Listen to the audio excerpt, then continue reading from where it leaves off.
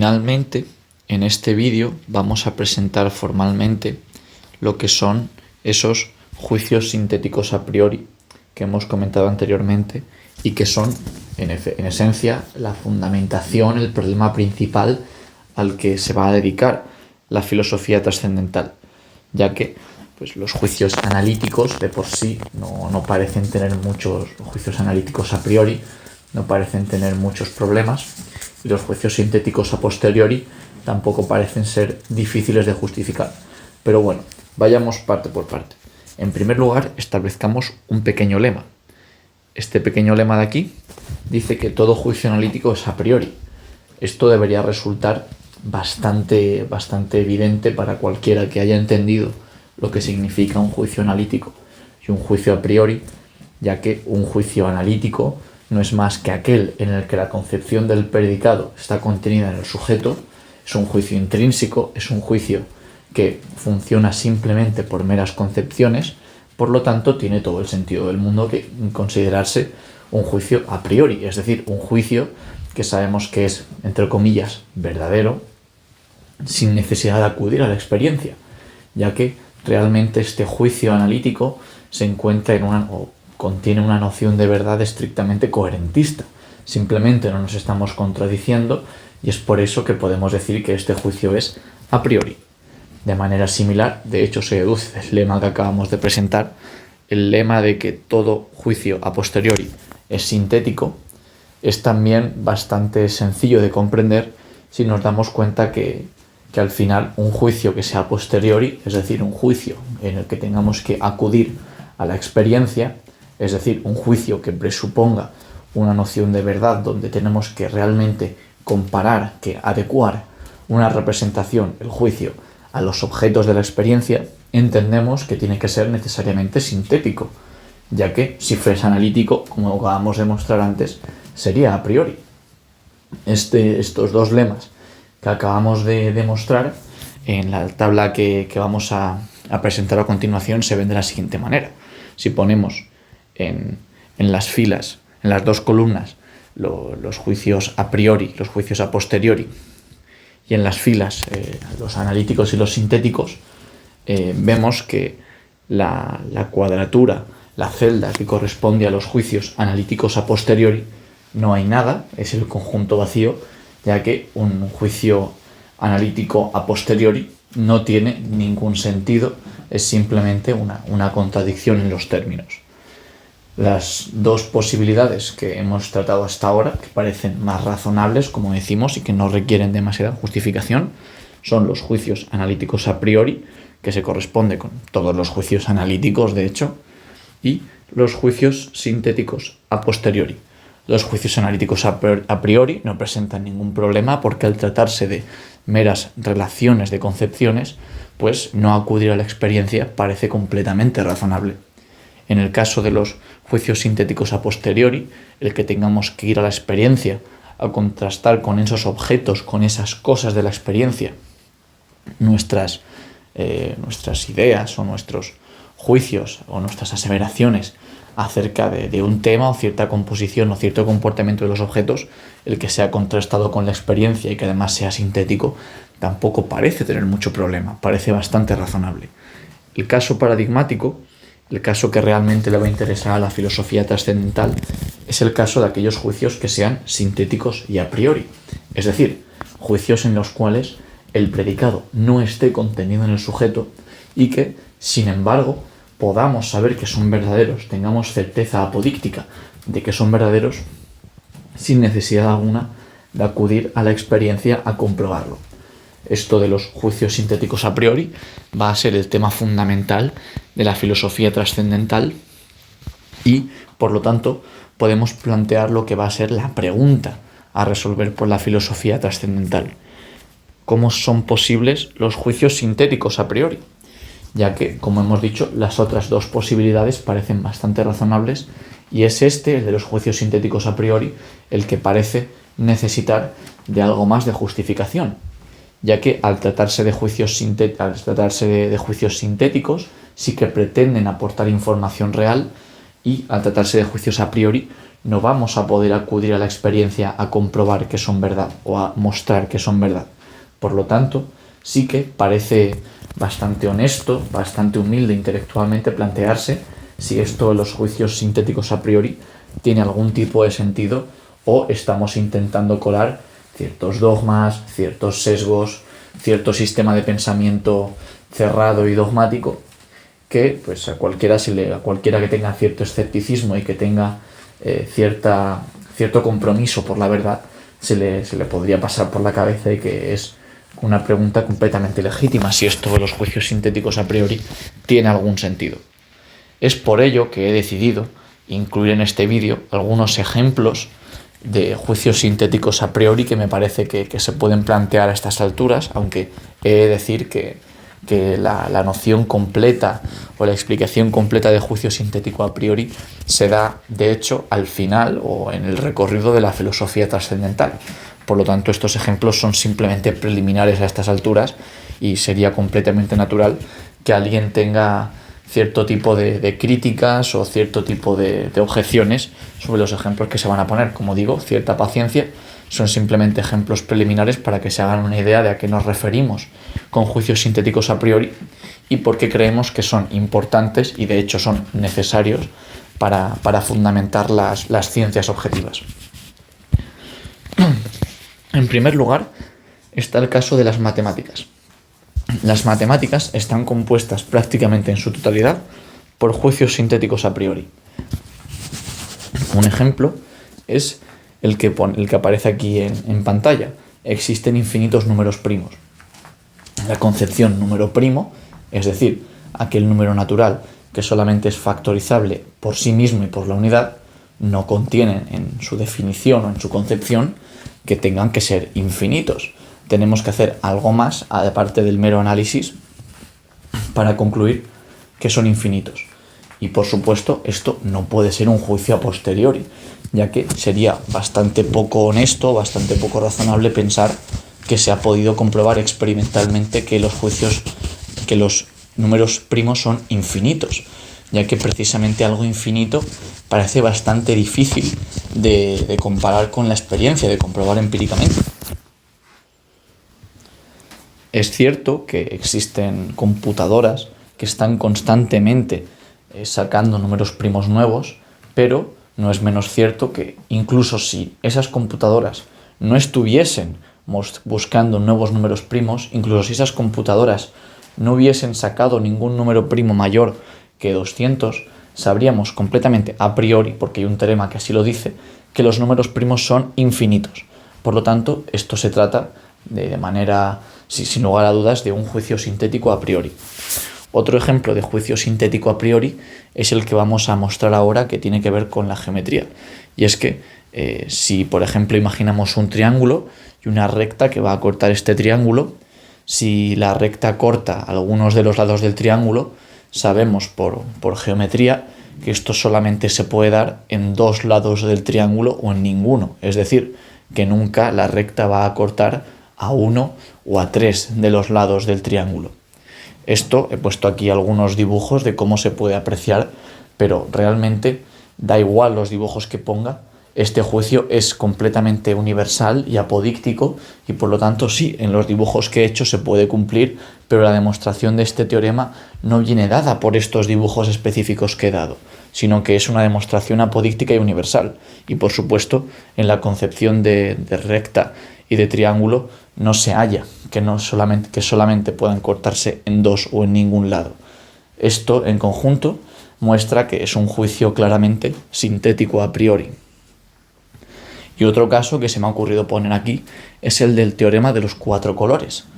Este teorema nos dice que para cualquier mapa geográfico con regiones continuas se puede colorear con cuatro colores o menos diferentes sin repetir en regiones adyacentes. Que esto pues ahora mismo puede sonar un poco complicado, pero simplemente es que cualquier mapa geográfico, por ejemplo un mapa político, en cualquiera que uno se plantee, es decir, estamos hablando de un juicio universal, por lo tanto, a priori, cualquier mapa que uno se plantee, siempre con cuatro colores va a poder pintar todas las regiones, o en este caso, si es un mapa político, todos los países siempre van a poder ser pintados con cuatro colores y no es necesario acudir a 5, siempre va a ser posible pintarlo con 4 colores sin repetir colores en regiones adyacentes. Este resultado, como decimos, es a priori porque es completamente apodíctico, es universal para cualquier mapa que uno pueda plantearse o imaginarse, y también es un juicio sintético, ya que de la concepción de mapa geográfico y regiones continuas no se deduce de ninguna manera que se puedan pintar con 4 colores o menos. Por lo tanto, se trata de un juicio sintético a priori, que en conjunto estos 3 serían los ejemplos que he decidido poner aquí para las matemáticas. Otros ejemplos de juicios sintéticos a priori que he decidido poner aquí son aquellos que presupone la física como principios. La física tiene juicios sintéticos a priori como principios constitutivos y también como principios regulativos. Los principios constitutivos son los más importantes, puesto que son realmente la condición de posibilidad de la física. Los principios regulativos tienen más que ver con el quehacer de los físicos y con la manera que tienen los físicos de orientar la investigación científica, aunque no son menos sintéticos y menos a priori por ello, simplemente son más orientativos y no son condiciones objetivas reales de la física, esos principios regulativos. En el caso de los principios constitutivos, que sí que tiene que presuponer la física, encontramos, por ejemplo, que todo cambio de los objetos de la experiencia presupone una causa. Sin este principio causal sería imposible realizar experimentos. Sería completamente imposible plantear ninguna ley de la naturaleza, ya que toda ley de la naturaleza empírica y contingente que se plantee tiene que presuponer este principio causal como ley necesaria y universal, por supuesto sintética, que tiene que estar detrás de todo fenómeno, de todo cambio que observemos en los objetos de la experiencia. Y este principio, como decimos, es sintético, ya que es de la concepción de cambio, no se deduce que tenga que tener ninguna causa. El libre albedrío no es lógicamente contradictorio, y también es apodíctico y a priori, ya que, como decimos, la física lo presupone, la propia experiencia lo presupone, por lo tanto, no se podría considerar en ningún caso un juicio que sea comprobado a posteriori, por medio de la experiencia. Es más, la experiencia presupone semejante juicio. Otro ejemplo muy común en física es que las distancias y los periodos de tiempo son cuantificables. Realmente que las distancias se puedan cuantificar mediante números, o que los periodos del tiempo se puedan cuantificar mediante números o ángulos de un reloj, esto no es un juicio que se pueda deducir de la experiencia, ya que la propia experiencia, una vez más, presupone semejante juicio, y además la física necesita este juicio para establecer sus leyes. Por lo tanto, tampoco es un juicio que uno pueda decir que la física nos ha mostrado, sino que la física lo presupone para, por ejemplo, calcular velocidades. Así que este juicio es un juicio sintético a priori, ya que es sintético porque de la concepción de distancia y periodo de tiempo no se deduce que sean cuantificables, de la concepción de espacio y de tiempo no se deduce que podamos emplear números o cantidades en ellos, y por lo tanto eso lo convierte en juicio sintético, y es a priori porque, como decimos, no podemos obtenerlo de la experiencia. De hecho, la experiencia presupone semejante juicio. Una vez más, es un juicio constitutivo de la experiencia, o de la física en este caso. Y otro ejemplo que se me ha ocurrido poner por aquí es que las sensaciones poseen una magnitud intensiva que se puede cuantificar. Esto también puede parecer un poco confuso a estas alturas, pero realmente la física presupone que podemos nuestras sensaciones cuantificarlas mediante números también. Estas cuantificaciones de las sensaciones, la física las denomina magnitudes intensivas. Y magnitudes como la temperatura, la intensidad de la luz, la intensidad del sonido, etc., son ejemplos de ese tipo de sensaciones de la experiencia que son cuantificadas y que nos permite, por ejemplo, hacer predicciones sobre la luz, sobre el sonido, sobre la temperatura en general, sobre esas sensaciones, esos elementos empíricos que encontramos, por ejemplo, en la física, y que gracias a ello la física puede cuantificar y no dependemos de esa sensación quizá más subjetiva, como puede ser el color o el calor o el frío, y podemos cuantificarla objetivamente mediante números para hacer cálculos en física. Como dije, iba a presentar algunos principios regulativos y por lo tanto subjetivos o más subjetivos de la física, que realmente no son condición de posibilidad de la física en sí, sino que más bien orientan el quehacer y la investigación científica en física. Y ejemplos de estos principios regulativos que, como decimos, son juicios sintéticos a priori porque no, son presupuestos por la física, no se comprueban en la física y tampoco son juicios estrictamente analíticos. Un ejemplo es que debemos minimizar el número de sustancias que componen la naturaleza. Esto ha sido muy común en las teorías de la unificación del modelo estándar, siempre intentando buscar el mínimo número de partículas subatómicas que nos permitan explicar el mayor número de fenómenos de la naturaleza, como por ejemplo cuando se intentó postular o cuando se hipotetizó sobre la existencia de los quarks, ya que mediante los quarks podíamos unificar un mayor número de hadrones y de bariones bajo una sola... hadrones y mesones, o sea, bariones bajo 6 partículas subatómicas que denominaron quarks. Y otro ejemplo es que debemos minimizar las leyes que describan las interacciones de la naturaleza. Esto también está muy presente en física, como por ejemplo cuando se intenta unificar la interacción electromagnética y la interacción débil, la interacción electrodébil, o incluso en momentos anteriores de la historia cuando se intentó unificar la electricidad y el magnetismo en la fuerza electromagnética. Estos son principios estrictamente regulativos de la razón para, digamos, el quehacer de la investigación científica en física y por supuesto tienen cierto valor, pero ese valor siempre es subjetivo, ya que realmente podría ser el caso que la electricidad y el magnetismo fuesen fenómenos completamente separados y que no tuviesen nada que ver. Pero siempre la investigación científica va a intentar unificarlos, pero matizo que esto es estrictamente subjetivo del quehacer y de la investigación científica. Otros ejemplos de juicios sintéticos a priori que igual a algunos de ustedes les pueden parecer que no son tal, pero realmente estos juicios pretenden ser juicios sintéticos a priori, pretenden tener certeza apodíctica, ya que no podrían ser juicios sintéticos a posteriori, y es el caso de los juicios de la metafísica trascendente, que la metafísica trascendente es esa ciencia que escapa a toda experiencia posible y que por lo tanto no nos puede proveer de ningún juicio a posteriori, y por tanto son a priori, y que además tampoco pretende ser un mero análisis conceptual, pretende ser científica, pretende proveernos de verdades, de información real. Entonces, esa metafísica trascendente, si fuese posible, debería componerse también de juicios sintéticos a priori. Y ejemplos de estos juicios sintéticos a priori son, por ejemplo, Dios existe. De la concepción de Dios no se deduce que exista, por lo tanto es sintético y no hay ninguna experiencia posible de la cual podamos deducir la existencia de Dios. Por lo tanto, se trataría de un juicio a priori. Sería un juicio sintético a priori que la crítica de la razón pura y la filosofía trascendental mostrará hasta qué punto este tipo de juicios es posible darles valor de verdad o deben permanecer indecidibles. Otro ejemplo de juicio sintético a priori de la metafísica es que el alma es inmortal. Este juicio es sintético, ya que de la concepción de alma no se deduce que sea mortal y no puede ser a posteriori porque la concepción de alma nunca puede ser observada en la experiencia. Es una idea trascendental que no pertenece a la experiencia posible. Finalmente, el juicio, los seres humanos somos libres, el libre albedrío, es también una idea que no podemos ver mostrada o ver plasmada en la experiencia. Así que este juicio, si fuese verdadero, si alguien defendiese un juicio tal, debería ser en todo caso un juicio sintético a priori y nunca debería ser